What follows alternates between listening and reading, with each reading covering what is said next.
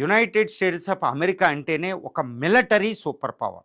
ఈ military super power అంతా great armada తన యొక్క అమ్ములు పోదులోని ద గ్రేటెస్ట్ వెపన్స్ని ఈరోజు ఇరాన్ పైన మోహరించింది. United States of America military సూపర్మెసీకే ఒక పీకెస్ట్ స్టేజ్ అనమాట. ఒక ప్రతి పరాకాష్ఠలు అంటే ఒక వెపన్ ఉందండి. ఆ వెపన్ పేరే USS Gerald R Ford, a nuclear aircraft carrier.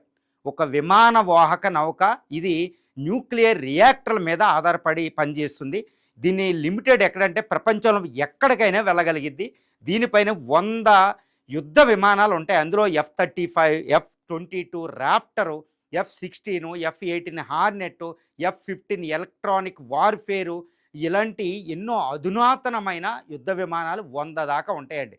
దీన్ని ఏమంటారంటే యుఎస్ఎస్ గెరార్డ్ ఆర్ ఫోర్డ్ని ప్రపంచంలోనే అతిపెద్ద nuclear aircraft carrier ever built by human being. అంటే మానవ చరిత్రలోనే అంత అతిపెద్ద ఓడని ఎవ్వరూ నిర్మించలేదన్నమాట. అది యుఎస్ సూపర్మెసీకి, మిలిటరీ ఆధిపత్యానికి నిదర్శనమైన వెపన్ అనమాట.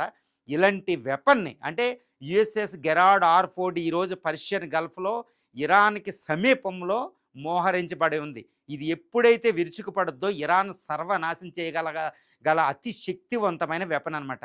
మరి ఇప్పుడు ఈ గెరార్డ్ ఆర్ ఫోర్డ్నే టార్గెట్ చేస్తున్నాయి కొన్ని దేశాలు. ఇదే సర్ప్రైజింగ్ ఫ్యాక్ట్. అదేంటంటే చైనా తన యొక్క మిసైల్స్ని ఇరాన్కి ఇచ్చింది. రష్యా తన యొక్క మిసైల్స్ని ఇరాన్కి ఇచ్చింది. ఇరాన్ వెనకాల దొంగచాటుగా ఉండి, అంటే సికండి వెనకాల అర్జునుడు ఉన్నట్టు చైనా రష్యాలుండి గెరార్డ్ ఆర్ ఫోర్డ్ని నాశనం చేయబోతున్నాయి. ఇది అతి పెద్ద యుద్ధంగా పరిణమించబోతుందన్నమాట. అందుకే యునైటెడ్ స్టేట్స్ ఆఫ్ అమెరికా గత 1 నెలగా అక్కడ తటపటాయిస్తుంది ఇరాన్ అటాక్ చేయడానికి. ఇంకా యాంబివలెంట్గా యాటిట్యూడ్ అది మెయింటైన్ చేస్తుంది. ఎందుకంటే గెరార్డ్ ఆర్ ఫోర్డ్ యుఎస్ సూపర్మెసీకి, మిలిటరీ సూపర్మెసీకే పరాకాష్ట అయిన ఆయుధానికి ఏమాత్రం దెబ్బ తగిలినా అది ఇంకా యునైటెడ్ స్టేట్స్ ఆఫ్ అమెరికా సర్వనాశనమైనట్టేనండి. దానికి హ్యూమిలియేషను, ఘోరమైన అవమానం, ఇంకా యుఎస్ పతనం ప్రారంభమవుతుంది. అందుకే చైనా రష్యాలు ఎటువంటి వెపన్స్ ఎక్కుపెట్టినాయో తెలుసండి. దీన్ని ఏమంటారు? మూవింగ్ న్యూక్లియర్ సిటీ అంటారన్నమాట గెరార్డ్ ఆర్ ఫోర్డ్ని. 5,000 మంది నావికులు, క్రూ మెంబర్స్ ఉంటారు. న్యూక్లియర్ వెపన్స్ ఉంటాయి, 100 ఆటం బాంబ్స్ ఉంటాయి. అందులో న్యూక్లియర్ రియాక్టర్లు ఉంటాయి, 2 రియాక్టర్లు, ఎంతో ఏవియేషన్ ఫ్యూయల్ ఉంటుంది. 6 నెలల పాటు ఫుడ్ కూడా బయటికి వెళ్ళి తీసుకోవాల్సిన అవసరం లేదు. అంతటి శక్తివంతమైన ఎయిర్ క్రాఫ్ట్ క్యారియర్ మీద మిసైల్ వేయబోతున్నారు.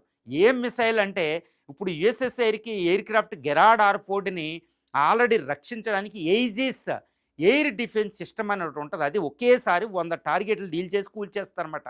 దానికి 10 కిలోమీటర్ల అవతల యుఎస్ స్ట్రైక్ గ్రూప్ ఉంటుంది. దానికి రక్షణగా కొన్ని షిప్లు ఉంటాయి. దాన్ని అటాక్ చేయడం అసంభవం.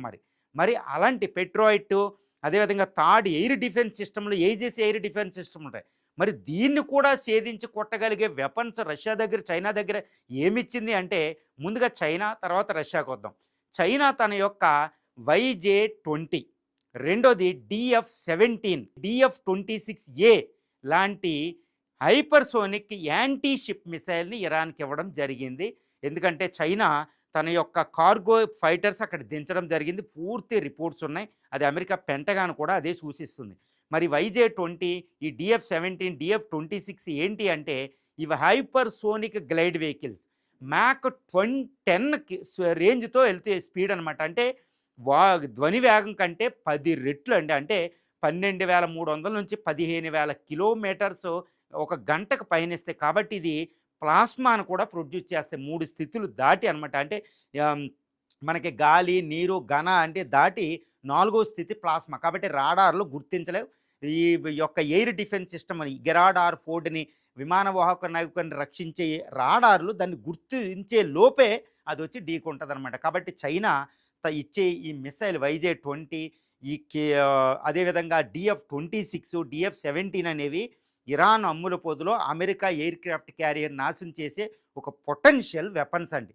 ఇక రష్యా ఏంటంటే దీనికి ఇచ్చింది ఏంటంటే ఎయిర్ నుంచి ప్రయోగించే, అంటే ఇరాన్ దగ్గర ఉన్న యుద్ధ విమానాల నుంచి ప్రయోగించే కింజాల్ హైపర్సోనిక్ మిసైల్. దాన్ని ఉక్రెయిన్ మీద ఆల్రెడీ రష్యా వాడుతుంది. అవి war proven, battle field proven, అసలు అది ప్రూవ్ చేసుకుని ఉన్నాయన్నమాట. అంత శక్తివంతమైన వెపన్స్. అక్కడ నాటో వెపన్స్ అడ్డగించలేకపోతున్నాయి. ఇంకా చైనా అంటే ఇంకా ప్రూవ్ చేయలేదు. ఈ కింజాల్ అంటే KH-32 లాంటి ఇప్పుడు ఎయిర్ టు సర్ఫేస్ అనేవి ఎట్టి పరిస్థితుల్లో అది కూడా 10-15 మ్యాక్ స్పీడ్ తోటెళ్ళి ఎట్టి పరిస్థితుల్లో అమెరికా ఎయిర్ క్రాఫ్ట్ క్యారియర్ నాశనం చేయగలదు. అంటే ఇటు చైనా, ఇటు రష్యా తన కింజాలు, ఈ DF-17 లాంటి హైపర్సోనిక్ యాంటీ షిప్ మిసైల్‌తో గెరార్డ్ ఆర్ఫోర్డ్‌కి పూర్తిగా ముప్పుందని. ఒకవేళ అమెరికా గెరార్డ్ ఆర్ఫోర్డ్‌ని రక్షించుకోలేకపోతే, లేకపోతే అక్కడున్న యూఎస్ఎస్ అబ్రహం లింకన్ ఇంకొక ఎయిర్ క్రాఫ్ట్ క్యారియర్‌ని రక్షించుకోకపోతే, అమెరికా పతనం అనేది ఆ వెపన్ నాశనంతోనే అయిపోతుందండి. ఎందుకంటే అమెరికా దగ్గరున్న అమెరికా డిఫెన్స్ బడ్జెట్ ఎంతుంటదండి? $1 ట్రిలియన్. మిగిలిన టాప్ 10 కంట్రీస్‌తో పోల్చినా దాని ఎక్కువనమాట. అంతటి డిఫెన్స్ బడ్జెట్ కలిగి, అందులో అత్యున్నతమైన పరాకాష్ట, ఆయుధాలకే పరాకాష్ట లాంటి గెరార్డ్ ఆర్ఫోర్డ్‌ని కొట్టేసినియి అంటే, కనీసం ఒక్క మిసైల్ వచ్చి తగిలినా ఇక అమెరికా అనేది అవమానం అన్నమాట. అమెరికాకి చాలా పెద్ద ప్రాబ్లమ్ అయిపోతుందది. కాబట్టి అమెరికా పతనం అయిపోతుంది. అమెరికా ఇంకొక అటాక్ చేయాలంటే భయపడుతుంది. అటు చైనా, తైవాన్ దగ్గర, అటు ఉక్రెయిన్ ఈ సమీపంలో ఇంకో యుద్ధానికి ఎళ్ళాలంటే భయపడుతుంది.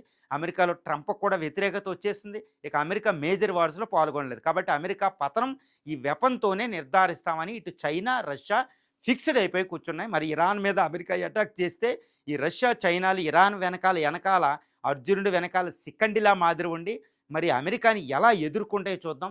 ఇప్పుడు అయితే Persian Gulf of Oman, Northern Arabian Sea దగ్గరున్న USS Abraham Lincoln, USS Gerald R Ford విమాన వాహకాలకి మీదే టార్గెట్ పెట్టుంది ఇరాన్ అనేది ఇప్పుడు తెలుస్తుంది. అంటే ఇరాన్ అమెరికా యుద్ధం జరిగే అవకాశాలు ఉన్నాయి కాబట్టి ఎంత తీవ్రంగా ఉందో మనం ఊహించుకోవచ్చు ఆ యుద్ధం.